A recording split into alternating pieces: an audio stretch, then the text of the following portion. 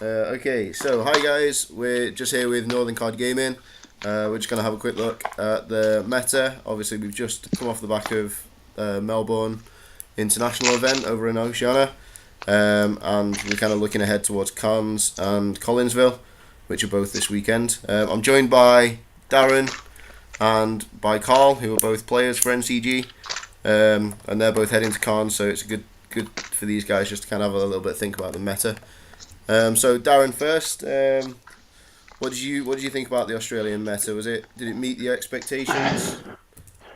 I think it's pretty much what we expected. We were doing, myself and Carl and a few of the other guys, having a lot of chat beforehand. And yeah, it's pretty much what we expected. Looking at what's coming out of Japan as well. I mean, I know the big Japanese tournament didn't have the tag teams in format at the time. Absolutely, yeah. But that was still a very Zapdos heavy meta with Zoro Rock coming out on top. Just like one Zoro Rock on top of beating all the Zapdos decks. The Zapdos Jolteon decks, I think it was in there. So it's kind of what we expected, I think. Lots of Zapdos, lots of Pika, and Zoro Rock still doing well, just because it's hitting everything for weakness. And Ultramally as well, because it has great numbers against all the tag teams. So that's pretty much what we thought. What about you, Carl? Have you any thoughts on it? I'm really happy that sort of Stefan did really well with the Zoroark deck. I was a big fan of Zoroark. The fact that it never dies is just my favourite thing in the world. Like, as soon as a new thing comes out, everyone's like, yep, Zoroark's finally dead. And it's like, well, it's probably not. Which is always the fun side of it, until you draw like absolute arse, and then it's great. Yeah. So Zapdos Jirachi obviously took the win. Was there any decks that you expected to see that you didn't see, or didn't make day 2 in particular? For me personally, no. I mean, I thought there might have been a little bit of Venusaur, just because it can be annoying. It's quite tanky and it's a bit annoying, but thankfully it didn't seem to be there. From what we saw anyway, I don't know if there was any, but certainly didn't seem to catch anybody playing it or hear of anybody playing it, which for me is quite nice, because I don't like that sort of stuff. Just big tanky story decks, they're not really my thing, so it's nice to see it not doing what I thought. The reason I thought it might be there was, again, just because in Japan it just seemed to run right for a few months, and it seemed quite easy to build and play. So, but thankfully it didn't seem to be there. Yeah. So we kind of think about the Zapdos Jirachi deck that obviously Isaiah Williams piloted. How do you think that? Because obviously people are going to tech against that now, aren't they? That's going to be the target that people are wanting to take down. So how do you think the deck's going to have to adapt as we go into Cairns and into Collinsville? Well, I'm hoping that people just actually end up playing it instead of checking against it. Like, when it comes to Pokemon, you just play your deck better than them. It's not a case of you need to tech for specific matchups, you just play your deck better. Yeah. But if people do just jump on that hype wagon, then Venusaur could do really well, because that deck just cannot beat Venusaur. Yeah. There's no physical way for it to beat Venusaur. Yeah. But do you think Zapdos Jirachi itself is going to have to adapt, or do you think it'll just do you think the Dead Draw Gaming list is kind of the pinnacle list for now? I don't think it needs to adapt, does it really? It's like, it's a solid 60. I'm not too sure about the triple Kukui adding too much to the numbers, but it just doesn't need to adapt. It's got so much stuff going for it. It's just going to take cheap prizes. It's very much similar to Lux Trump back in the day, where the idea was that you had all your resources to take 6 cheap prizes, and that's all you had to do. Yeah. They had so many decks coming out to try and counter Lux Trump, but it would never come out on top, purely because all you had to do was execute your strategy. There's nothing stopping you from doing what you need to do outside of like a low and muck. But as soon as you KO the Ditto or the Grammar, you're just in such a good spot. They just can't come back. Sure. Yeah. So out of the other decks then that we saw, obviously Pika Rom was quite handy. Saw a lot of play. What are your thoughts on that as we go forward? That card's insane. I love it. The card's insane. Yeah. I love it. I love the fact that you can go second and someone opens Lele and you can just bop it. Yeah. It amuses me and I really enjoy playing it. Yeah, I think just any deck where there's a potential to have taken 6 prizes by turn 2, turn 3, I think is always going to stand out and is going to perform well. Yeah, absolutely. But Pikachu is just that ridiculous card of where it's aided by so many trainers and supporters that just make it so good. Like, even if you look at like Rahul's list, where it's just not playing Cynthia at all, and just the reasoning behind it is so clear because you've got so many pieces you just want to draw turn one. There's no point shuffling away all those cards back into the deck when you really just need one or two pieces to get going. Yeah, just burn through resources, get yourself going, and like you say, take all your prizes by turn 3. Yeah, it's silly that they even allow a card like that to be printed. Yeah. So, do you think there'll be any new decks that pop up at Cons and Collinsville?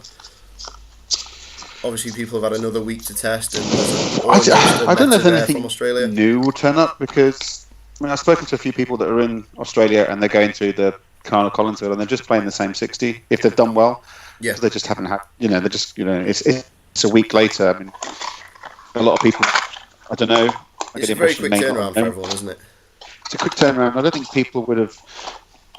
Some people may not have had too much of a confident clue as to what they're going to play, so they're going to be looking at what's happening in Australia and say, okay, I quite like that, I'm going to play that. And so rather than, how do I beat all of this stuff? I don't think there's going to be a lot of counters. I may be wrong, but I'm not expecting a lot of counters in Cannes. I'm probably expecting more Zoroark than I was thinking I might expect, just because I think a lot of Zoroark players that were, the Zoroark's dead, I'm going to have to play something else now. It's like, I don't need to play something else anymore. I can pick up my Zoroark and Lycanroc again, and we can start rolling. So I'd probably just expect a higher percentage of Zoroark than I perhaps would have originally thought if I was to actually sort of put percentages on a bit of paper. Yeah. I don't know, like Carl. I can, maybe, obviously with the release of Jolteon on Friday, I can imagine there's probably going to be a fair amount of Jolteon. Obviously, the lack of people playing Jolteon was purely just because they didn't have access to them. Whereas none of the Americans seemed to play it, did they? And they all had access to it from the beginning of January. Americans had the cards, didn't they, a lot sooner than we did. They got it January the 14th, I think it was. Yeah. I still think it's such a good card, honestly. Yeah, I really like it, and I think it gives sort of Zapdos Jirachi decks another angle to play at, and gives them a second GX attack off, obviously, if Coco GX isn't available to them. Yeah, I mean, for me personally, sort of testing the two, I actually prefer Jirachi Jolteon Zapdos rather than just Zapdos Jirachi. Yeah. Just the Jolteon's just, for me, it's a ridiculous card. The fact is, I've got Jet Punch that I can then power up with Choice Bands and 4 Electro Powers. It's just insane. Yeah. And the GX is just nuts. I'm going to hit you for 110, and I'm not going to hit. You're not going to hit me back, so I'm going to win because I'm two-shotting you, and there's nothing you can do to stop me. I think it's so good. I think also in the mirror, if you can get that GX attack off at the right time, and they can't find a Guzma or anything to respond to it, I think it can help you with the prize race as well. Yeah, exactly. It's like, I need to take 2 prizes, and I'm going to hit this GX now, and just take a 1 prize, and then 1 prize you next turn as well. So what are you going to do? Unless you've got Escape Rope Guzma, you're not doing anything to it. Yeah, they have to be able to respond to it, which I think for them to find all the pieces sometimes, especially with Energy Evolution EV now, like, it can come out of nowhere a little bit, and you're playing enough Energy Switch and stuff in that deck to kind of get it going pretty quickly. And even with Thunder Mountain, you just drop it immediately. Let's just go, okay, 1 energy Thunder Mountain GX, and okay, your opponent's just, okay, what do I do now? Yeah, I think Thunder Mountain GX is absolutely crucial in electric decks at the moment. Like, I think it's one of the main cards that makes it tick. The stadium's insane. It's insane. It's fact you can just search that and Coco with Licio and say, cool, I'm just going to accelerate all this energy to the bench and drop this card, and let's go. It's just so good. Yeah, I think especially in, obviously, Pika Rom, you can kind of, that can get you with the Coco and the energy switches and the Thunder Mountain, that can really get you hitting sooner rather than later and hitting hard. I think the fact that people are dropping Licio as well just sort of shows you how quick the deck is. There's a card that lets you search the 2 cards you want, or you can just go through your deck so quickly that you just have access to them. Yeah. So just shows you how quick the deck is. People are dropping a whole card that searches your entire engine. Yeah. Like, yeah. I'd actually quite like to see, obviously with the changes, if people are going to go more sort of Zoroark, then I'd quite like to see something like the new Charizard do quite well. Like Charizard Ninetales, for example, just something like that. Just like a big tanky stage 2 deck that just does run through things. Yeah, But I mean, we'll just get destroyed by Zapdos. one of my friends has tested his Charizard, and I've played a few games against him, and it seems a really good deck if you can keep recycling the Charizards and keep getting them into play. It's a really strong deck. It is. I'm just not sure about stage 2 decks in this upcoming meta, because it seems we're moving into a really fast, big, tanky, basic format with Zoroark still holding its own. I don't know about stage 2 decks. I just don't know how viable they are. I mean, I may be completely wrong, but I don't know. There seems to be a lot of pieces you need to get set up and start rolling whilst they're constantly taking cheap prizes for Zapdos. So while we're on the subject of sort of Charizard, are there any other kind of rogue decks that you'd expect this format? I really like Aerodactyl. I really, really like Aerodactyl. Sure. With Malamar and Jirachi, but it has just the most horrific consistency problems. Yeah, the fossil being an item. Consistency problems, I would. Yeah, it just hits perfect numbers. It's just hits massive numbers. It can one-shot a Pika really easily, but it just suffers from horrific consistency problems. Yeah. I'd quite like to see something like Omastar do well, or like sort of some sort of Kabutops lock or something like that. Yeah, they're two really interesting lock cards, aren't they? But again, they have the problem of the item and the fossil and... Omastar, I've seen that played on the line quite a bit again with Gengar. Yeah. Omastar Gengar seems to be quite popular online. It's annoying. Yeah. I think Azul was streaming it the other day as well. He'd been testing it. And then everyone jumps on the hype, don't they? Yeah. Azul streamed it, so let's all build it, yeah. They look really good fun, though. Yeah. Obviously, PTCGO is never that reliable of what the meta looks like, so... No. You get all sorts of roguey, odd things on there. Yeah, I mean, testing on there just hates me generally anyway. Trying to test Venusaur the other day, I literally I think it was like 5 or 6 back-to-back Charizard decks, and it's like, you're just trying to bait me now. Yeah, RNG, boys, RNG. Yeah, scoop. Come on. So you shouldn't be playing this deck, and here's why. Basically, stop it. Put it back in the binder. Yeah.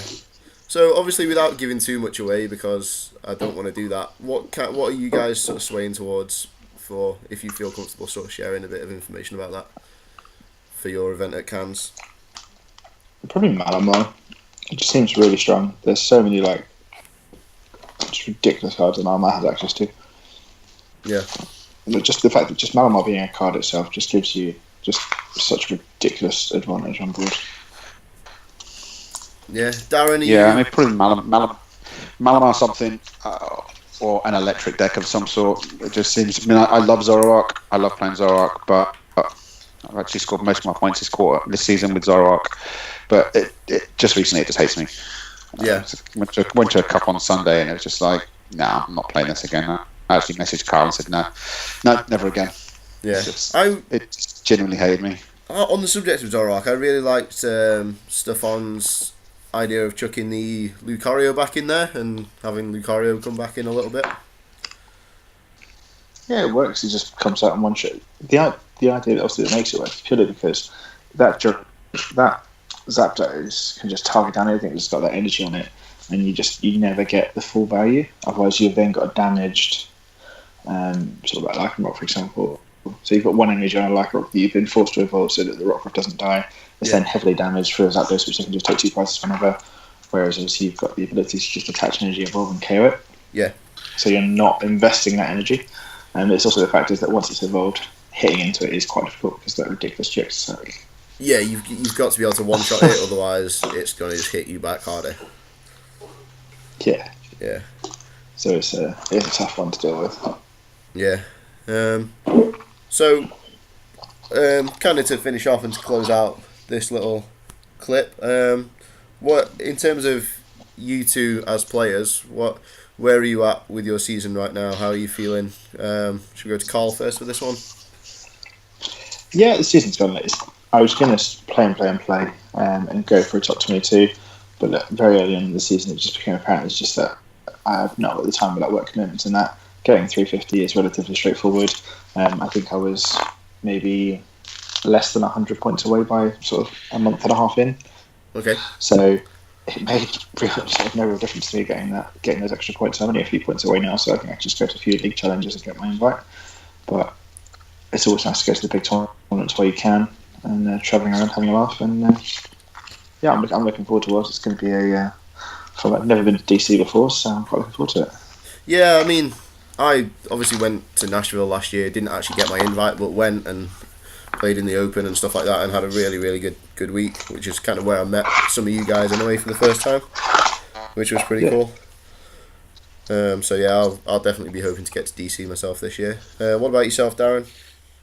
So I'm on 312 now, so it's half the season to go. So still behind, breathing down your neck though. This weekend, man, going to go past you. I'm going to tilt you hard.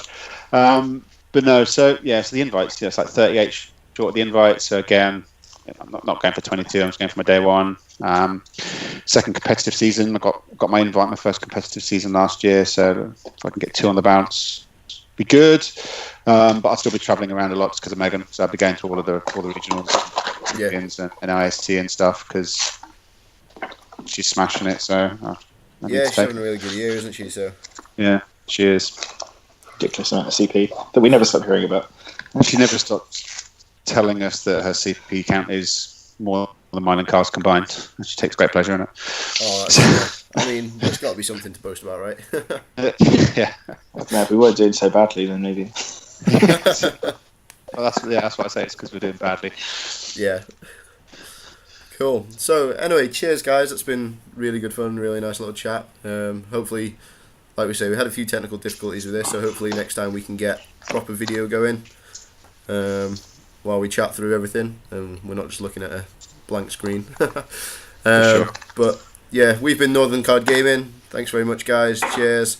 We'll see you soon.